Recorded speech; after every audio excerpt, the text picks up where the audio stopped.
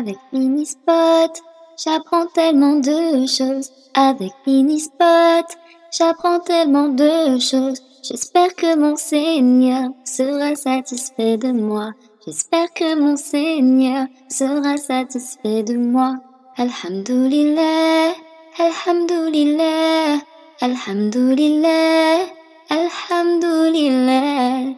Que l'islam et mon iman soient de plus en plus forts afin d'être auprès d'Allah. Voici le véritable trésor.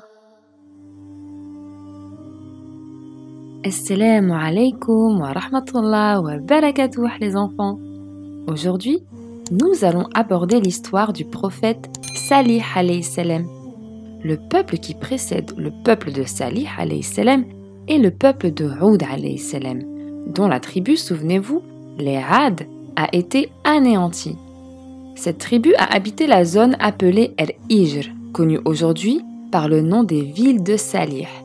Elle se situe au nord de la péninsule arabique, qui est à environ 380 km de Médine, du côté nord-ouest et dont les vestiges sont visités jusqu'à nos jours.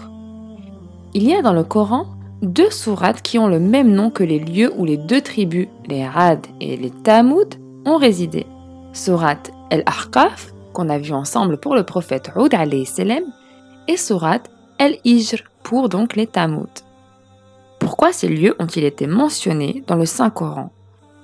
On trouve que le Coran porte parfois à notre connaissance des faits historiques avec une extrême exactitude, et parfois il n'en mentionne pas d'autres, comme s'ils étaient inexistants. La raison est toute simple les enfants. Si des faits ne sont pas comptés, c'est que leur utilité est infime ou nulle, et les faits relatés sont donc au contraire d'une extrême importance. Il ne faut donc pas chercher des informations que le Saint-Coran n'a pas précisées, mais plutôt chercher ce qui nous est utile. D'ailleurs, Allah subhanahu wa ta'ala ne parle que de seulement 25 prophètes dans le Saint-Coran.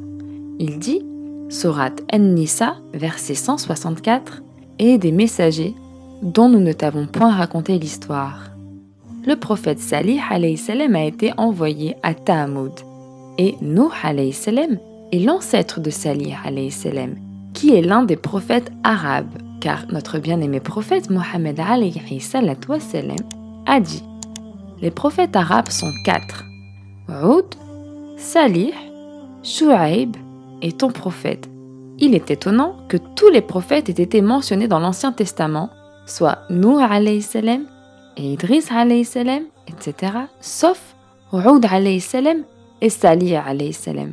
De plus, seul le Coran raconte l'histoire des Ad et des Tamoud.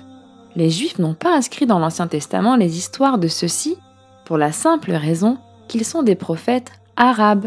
Certes, ils les connaissaient car Moussa alayhi salam en parlait beaucoup, comme l'atteste le Saint-Coran, et en a donc parlé ainsi dans l'Ancien Testament.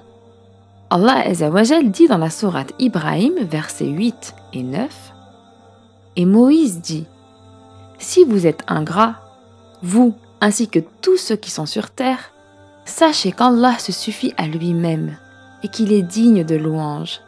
Ne vous est-il pas parvenu le récit de ceux d'avant vous, du peuple de Nuh, des Ad, des Tamoud ?» Reprenons donc l'histoire des Tamoud, qui connaissaient l'anéantissement que leurs prédécesseurs les Ad ont subi, car les générations ont transmis cet événement historique. Mais malheureusement, ils ont renié Allah Azza wa Jal et sont devenus des idolâtres. Pourquoi cela s'est-il produit ? Pourquoi, malgré tous les signes qu'Allah subhanahu wa ta'ala nous montre, l'humanité retombe-t-elle toujours à l'incroyance ? Allah Azza wa Jal dit dans la sourate Qaf, versets 12 à 14. Avant eux, le peuple de Nuh, les gens d'Arras et les Tamoud crièrent au mensonge, de même que les Ad et Pharaon, c'est-à-dire Pharaon, et les frères de Lut, et les gens d'El-Aïkah et le peuple de Touba. Tous traitèrent les messagers de menteurs. C'est ainsi que ma menace se justifia. De plus, Allah Azza wa Jal dit dans la sourate An-Nahl, verset 53, « Et tout ce que vous avez comme bienfait provient d'Allah. » Ou encore, Sourate Fatir, versets 15 à 17. Ô hommes, vous êtes les indigents ayant besoin d'Allah.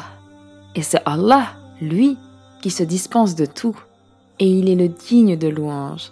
S'il voulait, il vous ferait disparaître et ferait surgir une nouvelle création. Et cela n'est point difficile pour Allah. Ou encore, dans la sourate Al-Baqarah, verset 186. Et quand mes serviteurs t'interrogent sur moi, alors que je suis tout proche, je réponds à l'appel de celui qui me prie quand il me prie.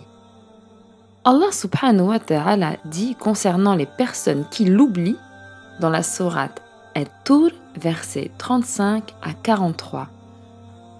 Ont-ils été créés à partir de rien ou sont-ils eux les créateurs? Ou ont-ils créé les cieux et la terre, mais ils n'ont plutôt aucune conviction? Possèdent-ils les trésors de ton Seigneur ou sont-ils eux-mêmes les maîtres souverains? Ont-ils une échelle d'où ils écoutent? Que celui des leurs qui reste à l'écoute apporte une preuve évidente. Allah aurait-il les filles tandis que vous les fils? Ou leur demandes-tu un salaire de sorte qu'ils soient grevés d'une lourde dette? Ou bien détiennent-ils l'inconnaissable pour le mentionner par écrit? Ou cherchent-ils un stratagème? Mais ce sont ceux qui ont mécru qui sont victimes de leur propre stratagème. Ou ont-ils une autre divinité à part Allah? Qu'Allah soit glorifié et purifié de tout ce qui lui est associé. Et malheureusement, les Tamoud ont mécru. Nous allons lire ensemble la sourate Hud pour voir ce que les Tamoud ont fait avec Salih alayhi salam. Allah Azzawajal dit dans le verset 61. Et nous avons envoyé aux Tamoud leur frère Salih qui dit: Ô mon peuple, adorez Allah. Vous n'avez point de divinité en dehors de lui.